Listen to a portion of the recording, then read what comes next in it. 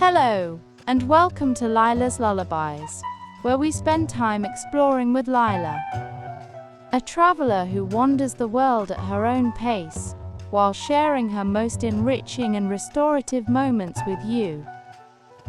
In tonight's story, we'll follow Lyla as she explores the magnificent city of Siena, in the Tuscan region of Italy.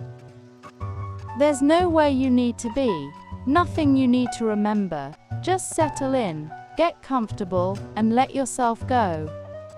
We're so glad you're here. Whenever you're ready, let's begin.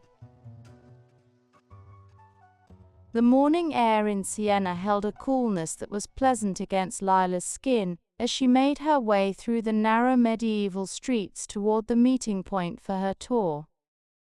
April in Tuscany meant the landscape was green and fresh, wildflowers blooming in unexpected places, and the tourist crowds not yet at their summer peak. She'd spent the night in a small hotel near the edge of the historic center, and now she walked past ochre-colored buildings with green shutters, their walls warm even in the early light. The streets were cobbled and uneven, sloping gently upward and downward, and she could hear church bells ringing somewhere in the distance, their sound echoing off the stone. The meeting point was Piazza del Campo, the famous shell-shaped square that formed the heart of Siena. Lyla emerged from a narrow side street and stopped, taking in the sight. The piazza sloped downward like a shallow amphitheater, its red brick surface divided into 9 sections radiating from the center. Around the edges, tall medieval buildings rose up, their facades a patchwork of different styles and eras.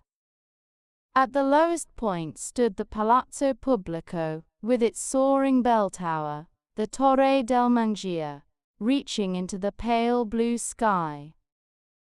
A small group had gathered near the fountain at the edge of the square. A woman in a bright yellow jacket held a clipboard and was checking names off a list. Lyla approached, and the woman looked up with a warm smile. "Buongiorno, are you here for the historic Siena tour?" "Yes, I'm Lyla." "Perfect. I'm Giulia, your guide today. We're just waiting for one more person, and then we'll begin. Please, introduce yourself to the others." Lyla turned to the group. There were 5 other people waiting. A tall man with silver hair and kind eyes stepped forward first. "Richard," he said in a British accent. "From Bath. I'm here researching medieval architecture for a book I'm writing." Next to him stood a couple who looked to be in their 30s. "We're Yuki and Hiroshi," the woman said, her English clear and precise. "From Osaka. This is our honeymoon." "Congratulations," Lyla said warmly. An older woman with her grey hair pulled back in an elegant bun smiled and introduced herself. "Patricia from Cape Town.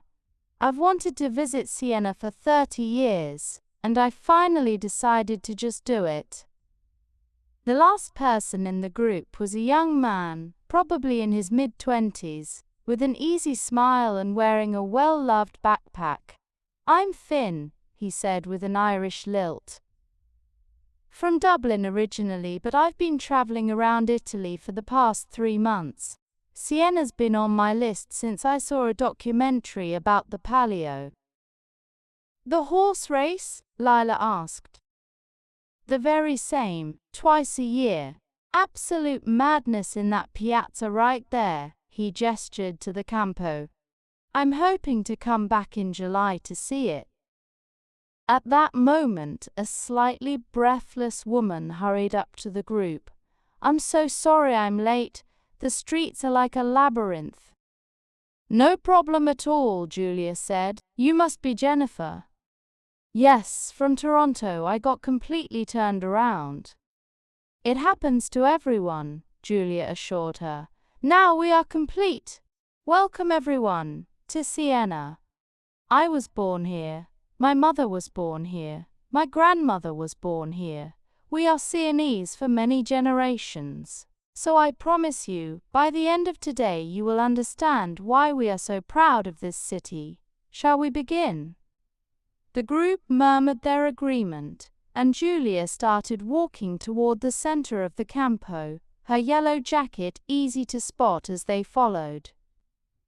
This piazza, she began, gesturing around them, is one of the most beautiful medieval squares in all of Europe.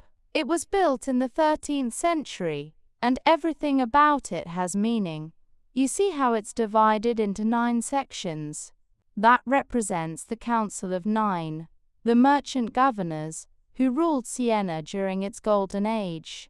And the shape, like a shell, or some say like a cloak spreading out. This was designed intentionally to create a sense of unity, a gathering place for all citizens. Lyla looked around, trying to imagine the piazza as it would have been centuries ago. Merchants selling goods, announcements being made, people gathering to hear news or conduct business. Twice a year, in July and August, this entire piazza becomes a racetrack, Giulia continued. The Palio di Siena. 10 horses representing 10 of our 17 contrade, our neighborhoods, race 3 times around the edge. No saddles. It lasts about 90 seconds, but the preparation, the passion, the rivalry, this is the soul of Siena. Is it dangerous? Yuki asked, concern in her voice. It can be, Giulia admitted. But for us, it's tradition. It's about honor and history, and belonging to your contrade. I'm from the oca, the goose. My husband is from the civetta, the owl. When our contrade race against each other, we don't speak for days. She laughed, clearly exaggerating, but making her point. They walked across the piazza toward the Palazzo Pubblico. The palace was imposing, its stone facade weathered but dignified, its tower rising dramatically above. Giulia led them inside to the courtyard, and then up a wide staircase to the main halls. Now I will show you something very special, she said, leading them into a large room. This is the Sala dei Nove, the room of the 9, and these frescoes are some of the most important paintings of the medieval period. The walls were covered in elaborate frescoes, their colors still vibrant after centuries. Giulia pointed to one section. This is called The Allegory of Good and Bad Government, painted by Ambrogio Lorenzetti in the 1330s. Look here. This side shows the effects of good government. See the peaceful countryside, the farmers working, the merchants trading, the people dancing in the city. Everything is in harmony. The group moved closer, studying the details. Lyla could see tiny figures going about their daily lives, the artist having captured a moment of prosperity and peace. And here, Giulia said, moving to the opposite wall, is bad government. War, tyranny, fear. The city crumbles. The countryside is barren, people suffer. These paintings were meant to remind the rulers of their responsibility to the people. Every day they met here, they saw these images. Richard was taking notes, his eyes moving carefully over every detail of the frescoes. Patricia stood with her hands clasped, visibly moved by the artistry. Finn had pulled out a small camera and was trying to capture the paintings, though Lyla suspected no photograph could quite convey their impact. After spending time in the palazzo, Giulia led them back outside and through the streets of Siena. The city was waking up fully now. Shop owners were opening their shutters, arranging displays of leather goods and ceramics in their windows. The smell of fresh bread drifted from a bakery, and an elderly man sat on a bench reading a newspaper, a small dog dozing at his feet. They walked through narrow streets barely wide enough for two people to pass, the buildings rising high on either side, creating canyons of stone and brick. Every so often, they'd emerge into a small piazza with a fountain or a church, then plunge back into the maze of alleyways. Siena is built on 3 hills, Giulia explained as they climbed a particularly steep street. So we do a lot of walking up and down. But this is good, it keeps us healthy, and it means every corner reveals a new view. She was right. As they turned one corner, Lyla caught a glimpse between buildings of the rolling Tuscan countryside beyond the city walls. Green hills dotted with dark cypress trees and stone farmhouses. A moment later, they were enclosed again by medieval walls, passing under an archway worn smooth by centuries of footsteps. Giulia stopped at a corner where a small shrine was set into the wall, a faded painting of the Madonna and Child, with a few fresh flowers in a jar beneath it. "These tabernacles are all over Siena," she said. "Each contrada has its own, and people still maintain them, still leave flowers and say prayers. This is what I mean about tradition. The past is not dead here, it's alive, it's part of our daily life." They continued walking until they reached a church with a striking facade of white and dark green marble stripes. "The Cathedral of Siena," Giulia announced. "One of the most beautiful examples of Italian Gothic architecture." The exterior was breathtaking, the horizontal stripes of marble creating a bold pattern, and the facade was covered in intricate carvings and statues. They went inside and Lyla's breath caught. The same striped pattern continued throughout the interior, on the columns, on the arches, creating a dizzying but mesmerizing effect. The floor was covered in elaborate marble inlays depicting biblical scenes and symbols, though parts were covered with protective boards. "The floor is only fully uncovered a few weeks each year," Giulia explained. "It's too precious and fragile to walk on constantly, but you can see some sections." This work took 200 years to complete, dozens of artists contributing over generations. The group wandered through the cathedral, speaking in hushed voices. The light filtering through the stained glass windows cast colored patterns on the marble floor. Hiroshi was photographing the ceiling, which was painted a deep blue and covered in gold stars. Yuki stood before a particularly beautiful statue, her head tilted back, completely absorbed. After leaving the cathedral, Giulia led them to a small cafe tucked into a side street. "Time for a rest and perhaps some refreshment," she said. "We've been walking for 2 hours now." The cafe was simple and welcoming, with a few tables outside and a bar inside where an older man was making espresso with practiced ease. The group settled at the outdoor tables, grateful to sit. Lyla ordered a cappuccino and a small pastry filled with ricotta and honey. Jennifer, the woman from Toronto, sat down next to her. "This city is incredible," she said. "Every corner is like a postcard." "Have you been to Italy before?" Lyla asked. "First time. I keep thinking I should have come sooner, but then I think, maybe this is exactly the right time. Maybe I needed to be this age to really appreciate it." Lyla smiled. "I know what you mean. Some places are worth waiting for." Patricia joined their table, carrying a glass of fresh orange juice. "I was telling Giulia about my late husband," she said softly. "We'd always planned to travel more after he retired, but he passed away before we got the chance. I almost didn't come, felt strange traveling alone. But now I'm here, and I'm glad. I think he'd be glad too." I think he would, Jennifer said gently. After their break, Giulia gathered the group again. Now I want to show you something that might surprise you. We're going to talk about cars. Finn perked up immediately. The Palio connection to racing? Partly, yes, but also the Mille Miglia, the famous road race. It started in Brescia, but it always passed through Siena. 1,000 miles through Italy, some of the most beautiful and dangerous racing ever.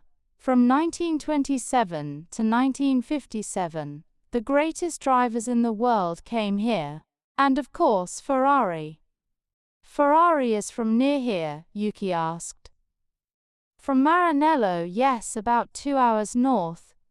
But the connection to Siena is strong. Enzo Ferrari himself raced in the Mille Miglia many times. And Siena was always a crucial checkpoint. The history of Italian racing is woven into these streets. Giulia led them to a small museum dedicated to the Mille Miglia, housed in what looked like an old palazzo. Inside, vintage racing posters lined the walls alongside photographs of sleek automobiles from the 1930s, 40s, and 50s, speeding through Italian countryside and villages. There were old racing helmets, goggles, and leather driving gloves displayed in glass cases.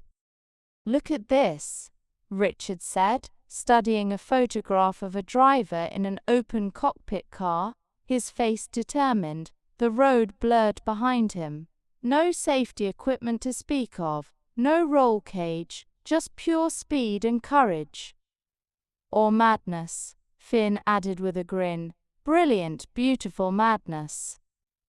One section of the museum was dedicated to local drivers from Siena who had participated in the race. Giulia pointed to a photograph of a young man standing proudly beside a beautiful red sports car. This was my great-uncle, she said.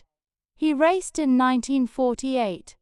He didn't win, but he finished, and for our family, that was enough. Did you inherit the passion for speed? Jennifer asked. Giulia laughed. I drive a very sensible Fiat Panda and never exceed the speed limit. But I love the history, the romance of it. And you can see how it connects to the Palio, the same spirit of competition, of pushing to the limit, of representing something larger than yourself. They spent time examining the exhibits, watching old film footage of the races, black and white images of cars roaring through narrow village streets, crowds pressing close to the road, drivers wrestling with steering wheels. The footage was both thrilling and slightly terrifying. From the museum, Giulia took them on a walking tour through some of the contrade neighborhoods. Each one had its own identity, different colors, different symbols, different fountains. They visited the Oca Contrada, Giulia's own, where the goose symbol appeared on flags and in mosaics. Every baby born in this contrada is baptized twice, Giulia explained, once in the church and once at our fountain. We have our own museum, our own headquarters, our own traditions. It's like a family within the family. When the Palio comes, we eat together, we pray together, we celebrate or mourn together. She led them to the Contrada's fountain, where a sculpture of a goose stood proudly. An elderly woman was sitting nearby and Giulia greeted her warmly. Buongiorno, signora Martini. Come sta? Bene, bene, Giulia. E tu? Questi sono I tuoi turisti? Sì, faccio vedere loro la nostra bella oca. Sono molto interessati. Brava! Devono tornare per il Palio, eh? Devono vedere la vera Siena. The woman gestured enthusiastically to the group, her wrinkled face breaking into a wide smile. Giulia turned back to translate. She says she hopes you'll come back for the Palio. She says everyone should see it once. That's when you see the real Siena. As they walked through more of the city, Giulia pointed out details: ancient wells, stone plaques marking historic events, views between buildings of the Torre del Mangia, always visible from different angles. She showed them where parts of the old city walls still stood, their weathered stone testament to centuries of protection. They stopped at a small piazza, where several locals were sitting on benches, chatting in the afternoon sun. A group of children played near a fountain, their laughter bright and unself-conscious. A cat stretched itself on a warm windowsill, opening one eye to observe the passing strangers before settling back into sleep. "This is daily life in Siena," Giulia said. "Not everything is about history and monuments. It's also about this, the simple pleasure of sitting in the sun, talking with neighbors, watching children play. The same things that have happened in this piazza for 800 years. By now it was mid-afternoon, and Giulia suggested they stop for lunch. She brought them to a small trattoria just off one of the main streets, where the owner greeted her with obvious affection. They were seated at a long table in a room with exposed brick walls and simple wooden furniture. The meal arrived in courses, served family style. First came bowls of ribollita, the hearty Tuscan soup made with bread, beans and vegetables. Then platters of pici, cacio e pepe, thick hand-rolled pasta with pecorino cheese and black pepper. There was a platter of crostini topped with chicken liver pate, and another with fresh tomatoes and basil. A basket of crusty bread appeared, along with a small dish of olive oil for dipping. "This is how we eat in Tuscany," Giulia said, tearing off a piece of bread. "Simple ingredients, but the quality is everything. The olive oil comes from trees that might be 300 years old. The pecorino cheese is made by a shepherd we've known for generations. This is our wealth, not gold, but good food and good company." The group ate slowly, the conversation flowing easily now that they'd spent hours together. Richard described other medieval cities he'd visited, Carcassonne in France, Toledo in Spain, and compared them to Siena. Yuki and Hiroshi talked about the temples and gardens of Kyoto, drawing parallels between the reverence for tradition there and here. Patricia shared stories of Cape Town, the mountains and the sea, and the complex history.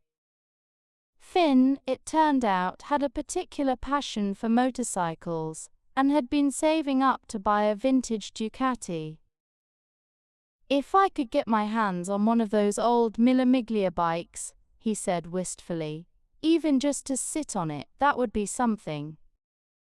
"You should visit the Ducati Museum in Bologna," Giulia suggested. "It's extraordinary, and while you're there you can see the Ferrari Museum in Maranello. Both are worth the trip." After lunch they walked back toward the Campo, taking a different route that led them past artisan workshops. Through open doorways, Lyla could see people working: a woman painting ceramic tiles, a man tooling leather, another restoring an old wooden chair. Each workshop was small, just one or two people, continuing crafts that had been practiced in these same spaces for centuries. "We still have many artisans in Siena," Giulia said with obvious pride. "Not as many as before, but they survive. People still want things made by hand, made with care. In our modern world, that matters more than ever." They entered the Campo from the opposite side from where they'd started, and the piazza lay before them in the warm afternoon light. A few people were sitting on the brick surface, reading or sketching. Some tourists took photographs. A group of students sat in a circle, talking animatedly. Giulia led them to the Torre del Mangia, For those who want to climb, we can go up now. It's over 400 steps, but the view is incredible. For those who prefer to stay down here, we'll meet back in 30 minutes. Lyla decided to climb. She'd come this far. She wanted to see Siena from above. Yuki, Hiroshi, Finn and Jennifer joined her, while Richard and Patricia opted to rest in the piazza. The staircase was narrow and winding, the stone steps worn in the center from countless feet over the centuries. They climbed in single file, occasionally pausing to catch their breath. The stairwell was lit by small windows that offered teasing glimpses of the city as they ascended. Finally, they emerged onto the top platform, and the view was worth every step. Siena spread out below them in all directions, a maze of terracotta roofs, church spires, towers, and narrow streets. Beyond the city, the Tuscan countryside rolled away in gentle hills, vineyards and olive groves creating patterns of green and gold. In the distance, Lyla could see small villages perched on hilltops, their stone buildings glowing in the afternoon light. "Look," Hiroshi said, pointing. "You can see where the Palio runs, all around the edge of the Campo."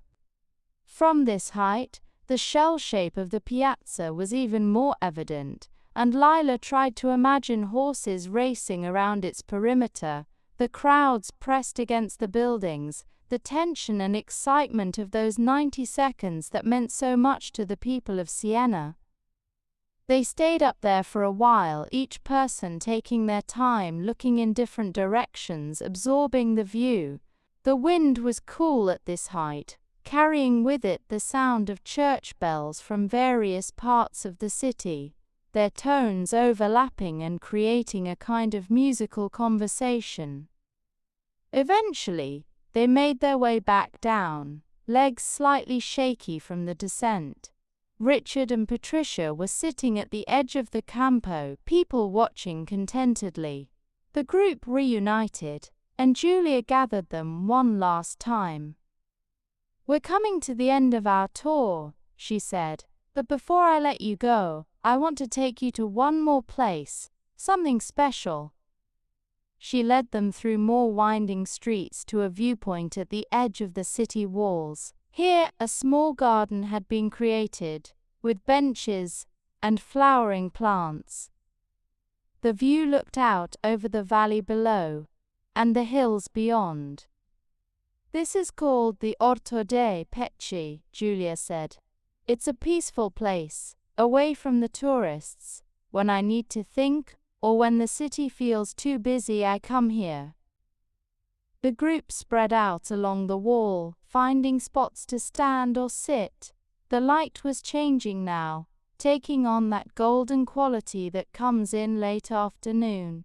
The landscape seemed to glow, and the air was filled with the scent of herbs, rosemary and thyme growing in the garden.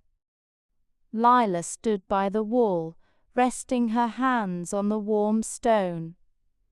She thought about everything they'd seen today. The frescoes and the cathedral, the contrade neighborhoods and the racing history, the artisan workshops and the simple lunch. It all wove together into a picture of a city that honored its past while still living fully in the present. "Giulia," Patricia said softly, "thank you. This has been a beautiful day." "It's my pleasure," Giulia replied. "Siena has given me so much. I love to share it with others." They stayed in the garden. As the sun moved lower in the sky, the shadows growing longer, the light turning from gold to amber, no one seemed in a hurry to leave. There was something about this spot, this moment, that invited lingering. Finally, as the church bells rang 5 o'clock, Giulia said, "I should bring you back to the Campo. Some of you have hotels to return to, dinners to find. But I hope you'll wander more on your own. Get lost in the streets, find your own favorite corners. That's the best way to know Siena."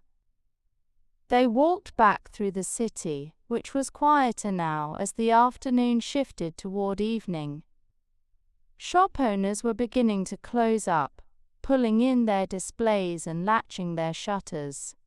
The light on the buildings had deepened to a rich, warm tone that made the ochre and sienna colors even more beautiful. At the Campo, Giulia said her goodbyes to each member of the group, embracing them warmly in the Italian way. When she reached Lyla, she held her hands for a moment. "I hope you'll come back," she said. "There's so much more to see, and maybe for the Pelio, yes?" "Maybe," Lyla said with a smile. "I'd like that." The group lingered for a few more minutes, exchanging contact information and promising to share photographs. Yuki and Hiroshi headed off toward their hotel, hand in hand. Richard mentioned wanting to visit one more church before it closed. Patricia said she was going to find a quiet restaurant and enjoy a glass of Chianti. Finn was planning to walk around the city walls. Jennifer decided to join Patricia for dinner. Lyla walked slowly back through the streets, in no particular hurry. The city was beautiful at this hour, the lights soft and forgiving, the shadows creating interesting patterns on the ancient walls. She passed a small church and stepped inside, finding it empty and peaceful. Candles flickered near the altar, and she sat in a pew for a few minutes, simply absorbing the quietness. When she emerged, the sky was beginning to turn purple at its edges. She made her way to a small enoteca, a wine bar, that Giulia had mentioned earlier. It was a cozy space with just a handful of small tables and walls lined with bottles. The owner, a woman with silver streaks in her dark hair, greeted her warmly. "Buonasera. Just you tonight?" "Just me," Lyla confirmed. "Perfect. I have a table by the window." Lyla ordered a glass of Brunello di Montalcino and a plate of local cheeses and cured meats. The wine arrived in a beautiful glass, the deep red liquid catching the candlelight. She sipped it slowly, tasting layers of flavor: dark fruit, leather, earth. The cheese was sharp and aged, the salami rich and slightly spicy. She sat there as the evening deepened outside the window, watching people walk by, listening to the quiet conversations around her.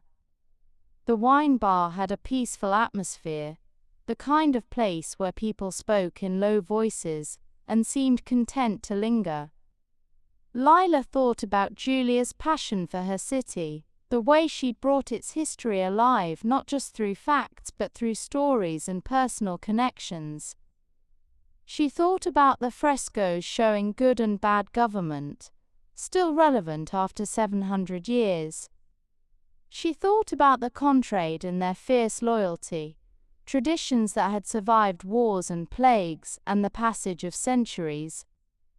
There was something deeply comforting about being in a place where the past was so present, where people still cared about the same things their ancestors had cared about: community, beauty, tradition, the simple pleasures of good food and good company. When she'd finished her wine, Lyla paid and stepped back out into the night. The streets were lit by warm lamps mounted on the buildings, creating pools of golden light.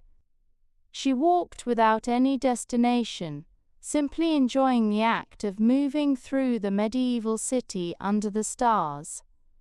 Eventually, she found herself back at the Campo. The piazza was quieter now, though not empty. A few couples strolled across the bricks, and some young people sat in small groups, talking and laughing softly. The Torre del Mangia rose dark against the night sky, its top illuminated by spotlights. Lyla found a spot along the edge of the piazza and sat down, leaning back against the gentle slope. The brick was still warm from the day's sun. Above her, stars were beginning to appear, and the air had cooled to a perfect temperature, not cold, just pleasantly fresh. She sat there for a long time, watching the life of the piazza continue around her in its quiet evening rhythm. People came and went, some pausing like her to sit and rest, others passing through on their way to somewhere else. The city around her was settling into night, lights appearing in windows, shutters closing, the sounds of the day giving way to the softer sounds of evening. Somewhere in the distance she heard singing, probably someone's radio, or perhaps people gathered on a terrace, their voices carrying through the quiet streets. The melody was unfamiliar but beautiful, rising and falling in a way that seemed to suit this ancient city perfectly. Lyla thought about tomorrow, whatever it might bring. Perhaps she'd explore more of Siena, or take a bus into the countryside to visit one of those hilltop villages she'd seen from the tower. Perhaps she'd simply wander these streets again, discovering new corners, new views, new details she'd missed today. But that was tomorrow. For now she was content to sit here in the Campo, feeling the warmth of the brick beneath her, watching the stars brighten in the darkening sky, listening to the distant singing and the soft murmur of voices. The city around her felt alive but peaceful, secure in its long history, and confident in its future. The bells of the cathedral rang the hour, 8 deep, resonant notes that echoed across the rooftops and faded slowly into the night. Lyla closed her eyes for just a moment, letting the sound wash over her, feeling grateful for this day, for this place, for the opportunity to witness beauty and history and human connection, woven so carefully together. When she opened her eyes again, the piazza was bathed in soft light, and the world felt exactly as it should, peaceful, timeless, and full of quiet wonder.